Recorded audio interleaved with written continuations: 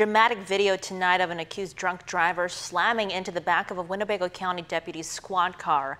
NBC 26's Stacey Engelbretson is live in the newsroom with more on what happened and how everyone is doing. Stacey. Regina, the deputy was responding to an accident on I-41 in Neenah around 10:15 last night in the rain. He was parked on the side of the interstate, his emergency lights flashing, when all of a sudden this happened.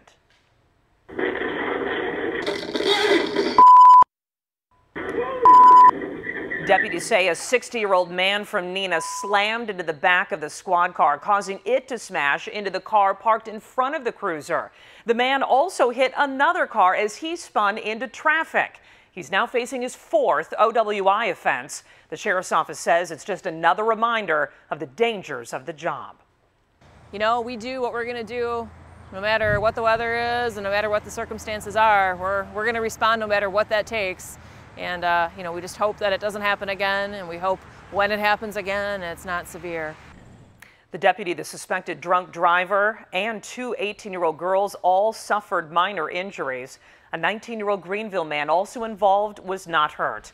Besides OWI, the driver who allegedly caused this crash also faces charges of violating the state's move-over law, as well as failing to install an ignition interlock device following a previous OWI conviction. Investigators say he was driving on a revoked license and did not have insurance. Reporting live in the Green Bay newsroom, Stacey Engelbretson, NBC 26. Thanks, Stacey. Well, it's now the second time in less than 2 months a Milwaukee police officer has died in the line of duty. Michael Michalski, a 17-year veteran of the force, was killed in gunfire last night. Kristen Byrne with the new details Milwaukee Police Chief Alfonso Morales gave today. In front of this fallen law enforcement memorial, with hugs and handshakes, the Milwaukee Police Department now leans on each other after the loss of 52-year-old officer Michael Michalski. His name will be added to this list. He's the person that if you were going to the door and wanted cooperation or wanted people to talk to you, you would send Officer Michalski. All of these officers, most in plain clothes, are in the Special Investigations Division. Michalski was part of the unit. He's a Christian, well loved on the department. I can't think of anybody who has anything negative to say about Officer Michalski. 20 years with the city, 17 as an officer. His dedicated police work recognized with a Merit Award just last year. The mayor saying Michalski faced danger daily, this time losing his life while protecting the public. He embodied the professionalism and the respect that we all want to see throughout our police department. Well, still ahead tonight, Wisconsin Republican debates for a seat in the U.S. Senate. We have a live report from Milwaukee. Plus, tonight's Partners in Education, we meet substitute teachers retiring after more than 30 years of teaching. You're connected to NBC 26 News at 5 with Regina Ong, Chief Meteorologist Cameron Moreland, and Sports Director Charlie Sakaitis. NBC 26 News at 5, keeping you connected. And now, your NBC 26 Storm Shield forecast with meteorologist Gino Recchia. Well, we're in July, we're walking out the door, and then we're saying, is it really July? Did I maybe sleep a month and moved into September? Because you look at these skies right here, and it was cloudy, it was cool. We even had a few light rain showers that came through parts of the area, even wet the roof cam at right around 1:40 in the afternoon. Now, our high temperature today of 72 degrees, matter of fact, was a bit cool. Our average high is 80 degrees.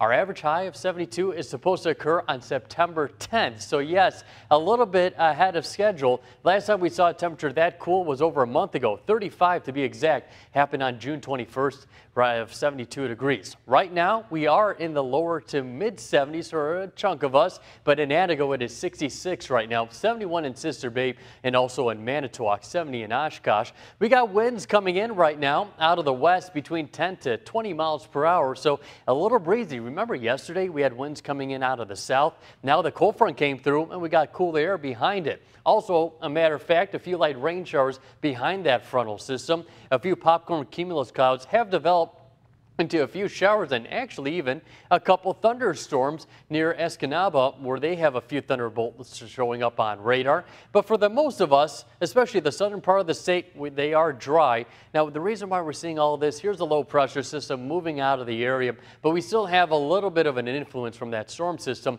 over towards our west. A high pressure that should eventually return by Saturday and bring us some sunshine. But for the time being, expecting a few scattered light rain showers for the next couple of hours. Now we get to tonight. Once the sun sets, we are expecting still some cloud cover, but the rain showers come to an end. However, with the introduction once again tomorrow with some sunshine and some instability in the atmosphere, we are expecting to have a few scattered light rain showers develop again into the afternoon hours.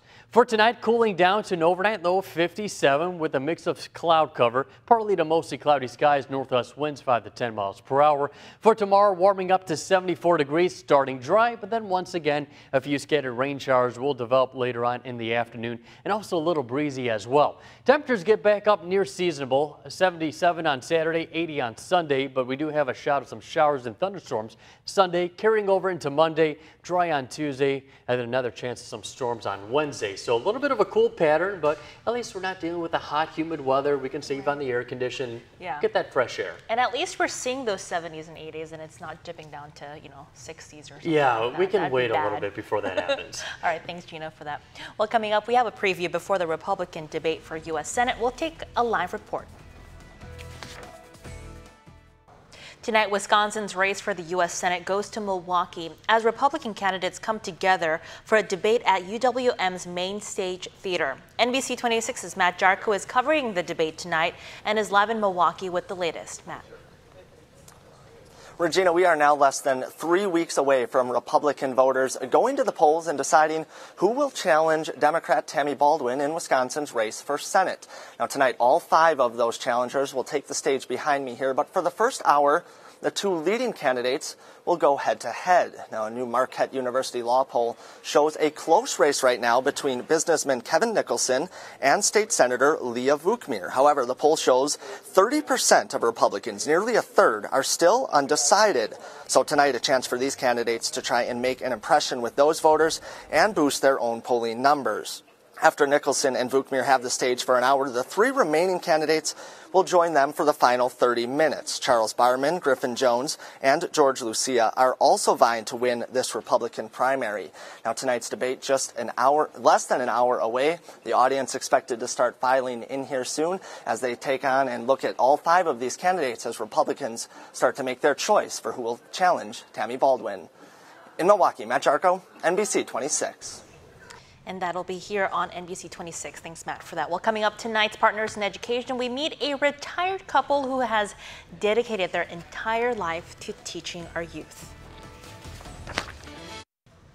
Teachers shape and educate our children. Tonight in Partners in Education, we meet 2 retired substitute teachers who have dedicated their entire lives to helping our youth develop and grow, shaping not only their students, but everyone they've met along the way.